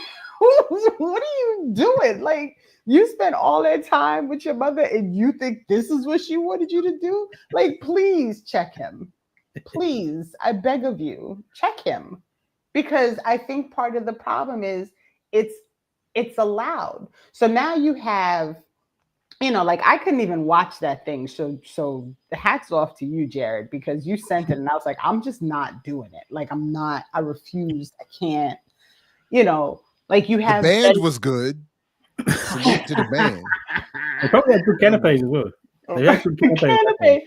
So like, you have Ben Crump, who has his private flights and the ability to like jump on a plane and go be wherever the last person is who got oppressed to death, so that he can make his 33%, right? Because nothing that he does is actually about pursuing justice. It is about making sure he gets his 33%. So let's just be clear about that. And he is leading the charge on these things. Like, how did that happen? You got Al Sharpton, Lord have mercy, I can't with him, right? Like, part of the reason I don't like Mamdani is because there's a picture of him standing with Al Sharpton. I think Sharpton just brought him to some NAN thing. We did a whole show about how NAN is a complete farce, right? The National Action Network? Yes, they got all these chapters in places that don't actually exist, but the chapter is listed on the website. Like, come on, man. Like, we cannot win if we are aligning with nonsensical ideas. Like, it just don't make no, like, you can't, right? Like you can't. So I went on a tangent. Didn't Sharpton just? Oh, I'm sorry. No, did he what? I was like, didn't he just form a partnership with Caesars to do casinos? Of course, of course he did. I feel like he just signed recently. That would not shock me. Oh god! Like literally, that would not shock me because he is all about he is a strategic capitalist. How can I use my blackness and my black people to make me more money? That is what Al Sharpton does. He's literally like, I just can't. Oh my Lord, not Jay-Z and Al. Is it time for a more inclusive era of ownership in NYC's gaming and casino industry? Reverend Sharpton and Jay-Z think so. Yeah. Of yesterday. I was like, I know I didn't make it up. So, but, listen, at least the Shabazz Center has one cheerleader in the chat and who may now find some winnings at this new black-owned casino and then take them over to the Shabazz Center and buy a $50 t-shirt. But they can go to Nas's casino first because he was doing the same thing. He formed a partnership too. They just I didn't know you knew that, Jared. Because what'd you say? So I did see the headline, and I have only defended Nas as a better MC than Jim Jones, not as a political leader. So because I remember vividly. Yeah, did it. Because remember when Jay-Z and Nas, when they re-teamed up after what some have said is an alleged beef, they one of their team up tracks was Black Republicans. It was called Black Republicans. So they're not, these are not. Look, I used to get hated on because I said Nas hasn't said anything deep since his line about the Greeks learning something deep from their teachers, going to each like that. That's, like he had one line and then people were like, oh, he's an advanced thinker. But no, he sidled up. You see in his own documentary, he teamed up with Skip Gates at Harvard. Black Republicans. Is it Uchi Wally Wally or is it one Mike? Is it Black Girl, lost or Shorty OU for ICE? I remember what Jay said about him and he was right. Like you all over the place, Nas. So all I'm saying is he's better than Jim Jones. Understood. I don't know Mr. Jones, so I'll have to stay out of this conversation. Oh, salute to you. Congratulations. Congratulations. Your life is better all for it. Yeah. I mean, imagine taking a name after that and taking that name even. Like, we didn't even get to that. Like, why would that be the name you take? Like, that wasn't his birth name. That's his rap name. Why would you, of all the people you to name yourself after? But whatever. I mean, okay,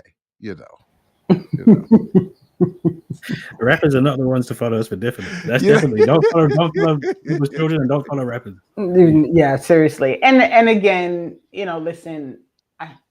So one of the things that I have also done is I've gone to Malcolm X's house in Boston where he grew up with his sister, right?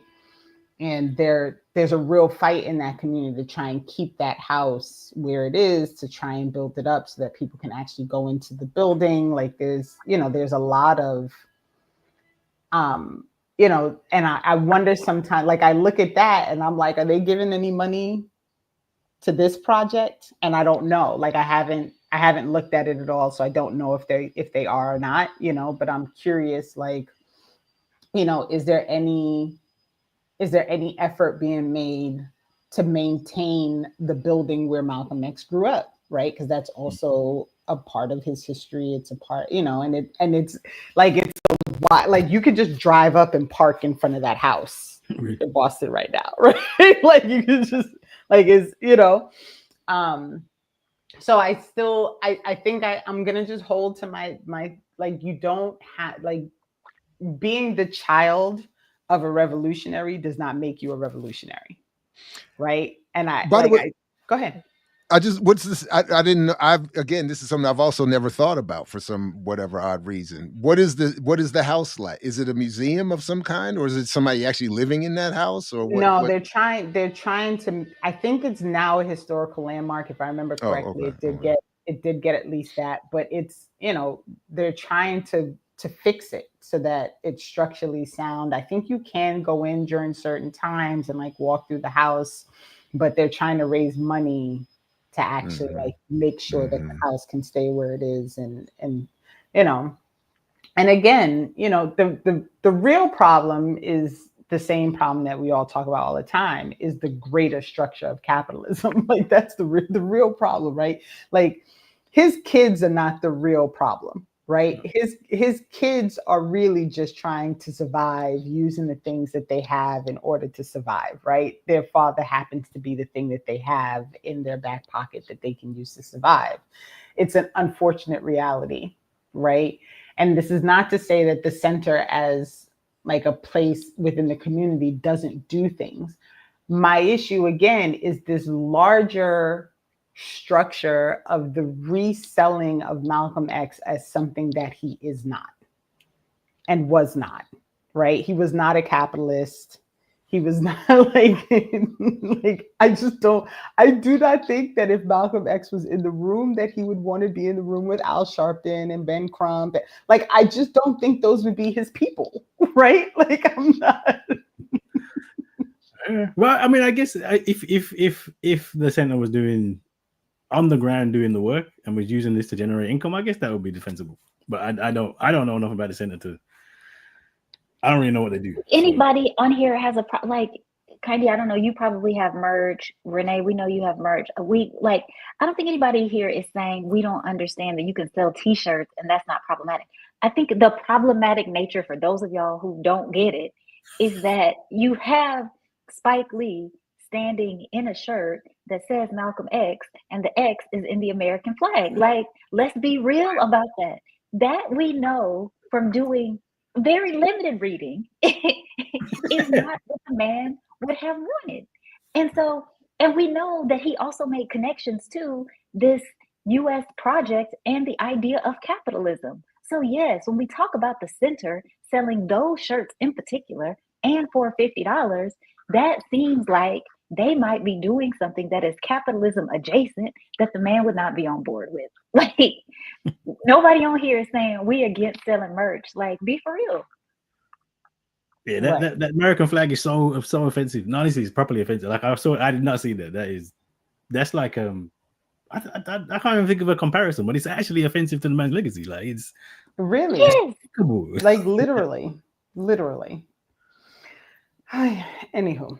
So we got probably, and I have to make sure we end on this will be me running out on time because we got to get on the road. We're driving to San Diego today. But one of the things in doing all this research that I discovered, and I don't know if anyone else even knows this is happening because it was really me and my damn rabbit holes.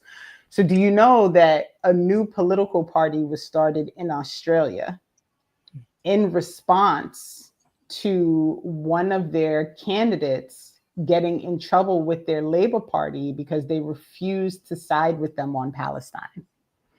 And so she kept voting against the Labour Party because she's not in support of genocide, which let's just say again for the record that not supporting genocide is the lowest bar of humanity that can exist, right? Like, don't kill off a whole population of people. Like, this is not like a high bar to meet. That said, so she was getting censored by the Labour Party, and of course, as I'm talking, I'm trying to remember her name, but maybe Jared, the line is there about there's a row on the cheat sheet about this. And so she was getting in trouble, she was getting censored. Then basically the Labour Party threw her out because they decided that, look, they got merch too.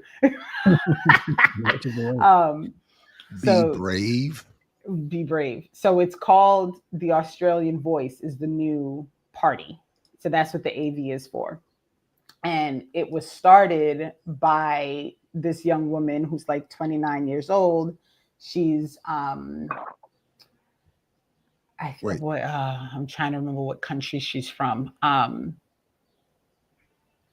gonna blank now. This is terrible. I'm sorry. So, her name is Fatima Payman, Payman, Payman, Payman, maybe is probably how you pronounce it. And so she gets booted from the Labour Party because she keeps saying, she just says, like, I'm not doing this. Like, I'm not going to go along with the Labour Party in support of genocide. I'm not going to do it. So she finally decides she's just going to be an independent. And then after being an independent for a few months, she is now working with other candidates to try, and she started a whole new party in Australia. And one of the things that she talks about is like her family fled from Afghanistan, and that's how she ended up in Australia. And she's like, we didn't leave there to come here and support the genocide of other people. Like, that's not, and so it's interesting. So I'm now going to be watching this to see how this plays out in Australia, because I think they have elections coming up soon, and she has a slate of candidates. I'm curious to see like what her role is with the Indigenous people in Australia, because that, of course, has been a major thing, right? But I do think it's very interesting to watch how this all happened. Like, she took a stand. She was part of a party that was supposedly for the people, right? It's the Labour Party. It's supposed to be for the working people. She wins her election. She is part of the party. She gets silenced and censored. Like, she's not allowed to go to meetings, all of these things, because she refuses to go along with the party. And now she's decided to start her own thing. And somebody just wrote in the chat, like, Corbyn just did the same exact thing. And I think I've been that's actually what I was looking for, was a story about what's happening there. And then I came across the story in Australia. And so before we end, I did want to talk a little bit about, like, back to this same idea of electoral politics, and how all these different places where there seems to be these pushes to do something that is actually about the people, right? Like, how do we as people in this space make sure that people are cognizant and aware that these are things that actually happen? Right. This is about like going to the emancipatory journalism that you all started talking about, and the role that we play with all of our spaces in making sure that we inspire people to pay attention to the things that are happening that could be beneficial to our own material needs. Oops, sorry. Yeah, it's a good question. And in the UK, Jeremy Corbyn, who was actually leader of the actual Labour Party, the our equivalent of the Democrats, and then, oh my God, he got properly handed out. They said it's because he was anti-Semitic. It's a massive Israel thing. It was huge. It was honestly just a perfect. If you want to see how does a left candidate get destroyed by their own party, Jeremy Corbyn is the perfect example. Like, and they just hated him from the beginning. He only ever became leader because kind of was a joke. They were like, well, let's put him on the leadership platform because we need a leftist as we're going through this process. And then the party just voted him in as leader. And so he actually went to a general election, did okay in the first one, then did really badly in the second one. Then they got rid of him and actually took him out of the party. So Jeremy Corbyn was actually hounded out of the Labour Party. They said he was too anti-Semitic to be in the Labour Party. Anyway, so he's still an MP, still a member of Parliament, and then he's not in the party, but then a young, similarly to actually a young, she can't be more than 30, Zara Sultana. I actually taught her at university. She went to University of Birmingham, so I knew her when I taught her years and years ago. She's been someone who stood up against Gaza, obviously against Israel. And so them two have quit, basically. I actually went to this Marxism festival in yesterday. Yeah, yesterday. I went to this Marxism festival yesterday. Very interesting Marxism festival. No, I didn't think I'd be getting the invite, and it was a very, very spirited debate. Let's put it that way. But anyway, at this Marxist festival, they announced this new party that they're starting. It sounds similar to Australia, and it'll be interesting to see. I mean, look, it can't be a bad thing, right? Left, Labour, Conservative, Democrat, Republican. You need more alternatives, and so certainly there's even this last election that just happened in the UK, we had that last year. There was a shift of in the inner city. So similar to America, we tend to all live in the same parts of the inner city parts of big cities. There's a big swing away from Labour Party. I didn't vote for the Labour Party first time ever. They didn't win here for the first time since like 1970 or something like that. So there's been a shift away, and there is a movement now, and it seems like there's a party for people to be in. I guess the question, no, as always, is what impact can that have? Like, if we're saying what can we leverage from that in the UK context, I can always speak about the UK context. It's very limited, very limited. But it's still good to have a voice, right? So I guess we should try to support and magnify where we can, I guess. Yeah, we'll see. I'll be interested to watch it all play out. I was not expecting this story in Australia. It was it was like, wait, what? What's going on? And I do recall in Canada, there was also a young woman who had won her seat and was a very like, look, we can't be doing this in Palestine, and they silenced her and put her out the party. And I've been meaning to go back to see like where she is also. So it's interesting to see these pockets, these little pockets of like, I don't want to say resistance, because I feel, again, like not supporting genocide is a very low like humanity bar. Like, so I don't want to make it sound like it's this big deal, but I do at the same time recognize that it's clearly problematic to be that person, right? So to choose to be that person anyway in a public space, especially as a politician, where it's going to come back on you as a problem, it's going to be interesting to watch.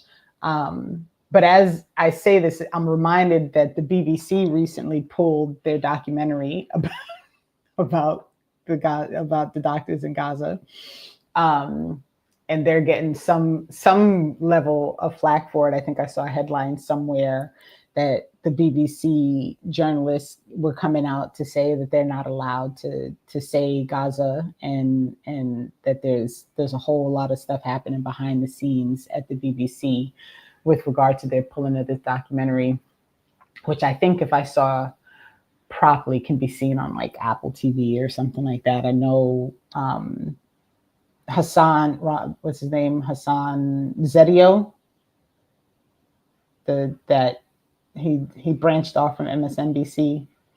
What's his name? Hassan Mehdi, is it?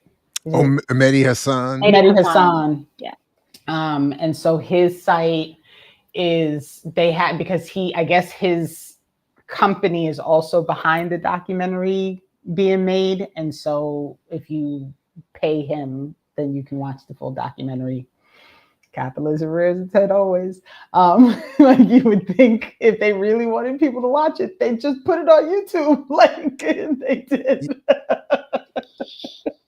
I don't see what was the name of the documentary? It's called because on Apple TV I see Other Voices, Ambulance. No, hold on 1 second. It's A Year of War, BCC, October 7th. Doctors. The Wall. I don't see anything else. Gaza Doctors Under Attack is the name of it. And again, I was trying to see if there was somewhere else to watch it besides having to pay Mehdi Hassan's Substrat, because I really don't want to do that. Like, I don't really I don't want to give him money, but I'd like to watch it. If you got a what's it called when you VPN? It is on Channel 4 in the UK for free, but it's in the UK, so I don't know. You need a VPN to get. Okay. Yeah, because they showed it, and they were very surprised, I guess, when BBC decided they weren't going to show it. They went to Channel 4, they showed it, and it had a big viewership that night that it first posted. So, okay, so I'll have to try and see if I can figure it out. But that's all. I keep seeing all these spaces where there's like these small attempts to do the right thing. And I want to figure out, how do we support that as as being in these public spaces and being people who do have relatively, like, I don't have a relatively big following, but Kehinde does, and Jerry does, and Erika, for all like your Erika does complaining not. and stuff, you get a lot of views on Brokish, right? Like people are paying attention, and so I feel like we have these small windows where we might be able to give somebody knowledge about something that they weren't really thinking. And it's the same thing that you said, Erika, at the start when you came on about like how you ended up in this space. Like, how do we encourage people from wherever they are in the moment that they encounter us to doing something better? Jared's got to be ADOS. That's how this all starts. Like, he could change everything. Oh my goodness. Jared, can you track your people back like that? I would have to get some help. I've only tried to do it once on my own, and the paper trail for me dried up somewhere shortly after the Civil War. So I just would need some more help on it. But as far as I know, my father and his people would qualify. But I'm at the so part of where obviously I'm biased at this point, but part of my issue is I am on some level bristling at the question, like who is sitting in judgment is really my point. Like who's on this panel that's going to determine just in this case my status. Not that it doesn't deserve to be judged, but I'm just saying who's on this panel. And I think that's my bigger concern. It kind of reminds me, just to really mess it up, years ago in the Freedom Archives had a documentary about political prisoners, and one of the interviews was with the white David Gilbert. And he said something in that I've always thought about. He said, look, I'm not mad at the idea of being judged for what we did and what we were charged for, what I'm still in prison for at that time. I think, he's since been out somewhat recently. But he said, but the state judging me as a sort of domestic terrorist or whatever they were saying, I don't go for that. If the movement wants to hold me up in some sort of negative judgment for our actions with Brinks or whatever, maybe so be it. And that's kind of how I feel here. Who's sitting on this panel? Because I keep thinking of that episode of Atlanta where they had the late Kevin Samuels and everybody determining, that mixed kid status. And I was like, is that the panel? Is that going to be the ADOS panel that I'm supposed to submit myself to and be asked questions about the Jeffersons and what's happening and whatever else they were asking? like who's on the panel? So that's really, I mean, it's a wild thing when you really think about it. And, you started talking about Atlanta, and one of the things that just struck me about Spike Lee that I think I knew in like the dark corner of my brain, but I was watching multiple things about him today, was that he's originally from Atlanta and went to Morehouse first, and which I did not know. And wait, he's not from Brooklyn? No, he is not from Brooklyn. They moved to Brooklyn from Atlanta. Yes. And so I started, Spike Lee, there's definitely something wrong with him.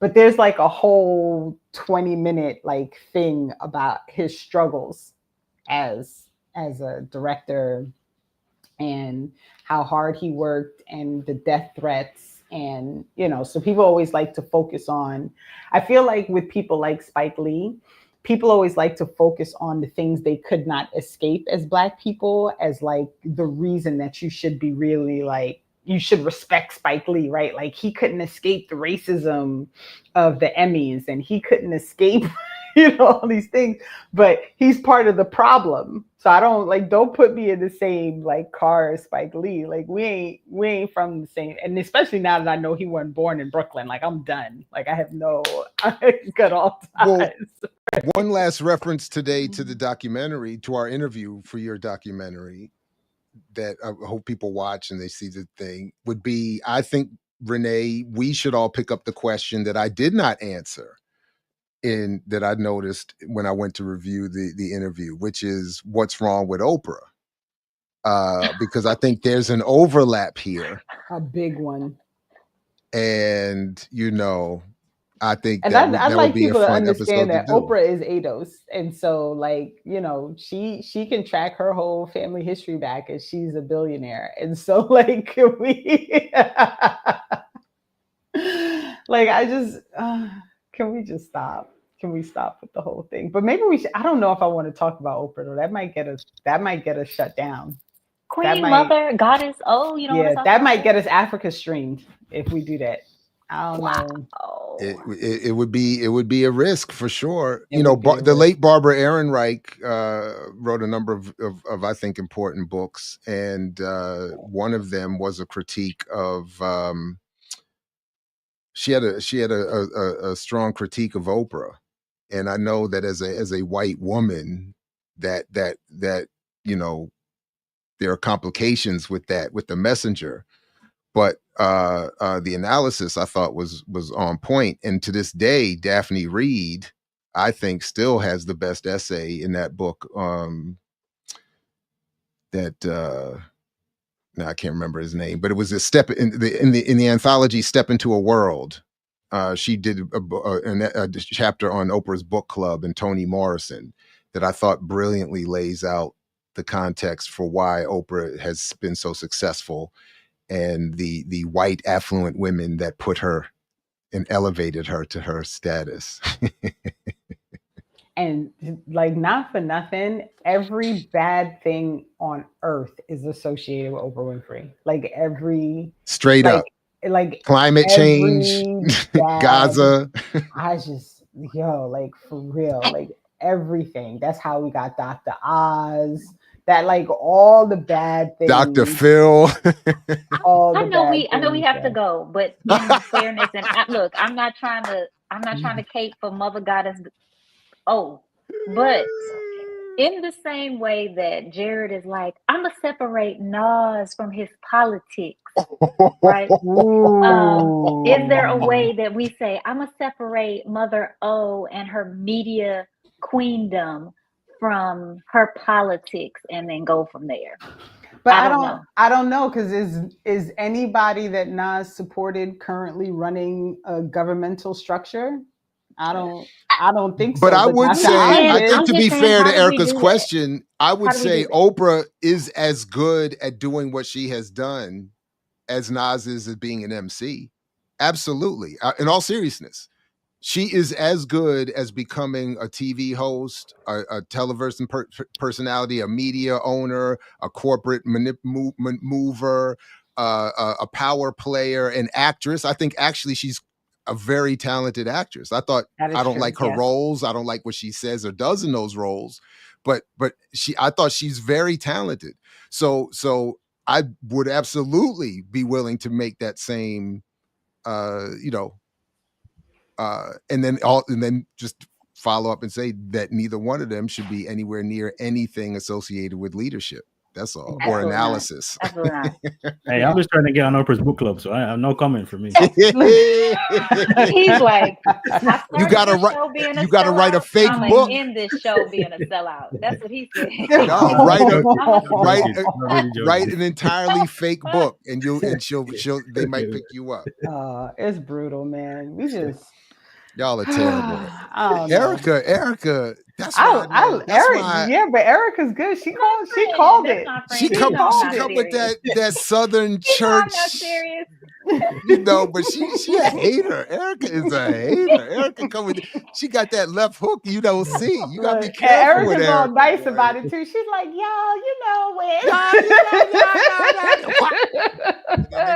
you wake it up tomorrow. No. Not me. Oh, it's all love here. All love.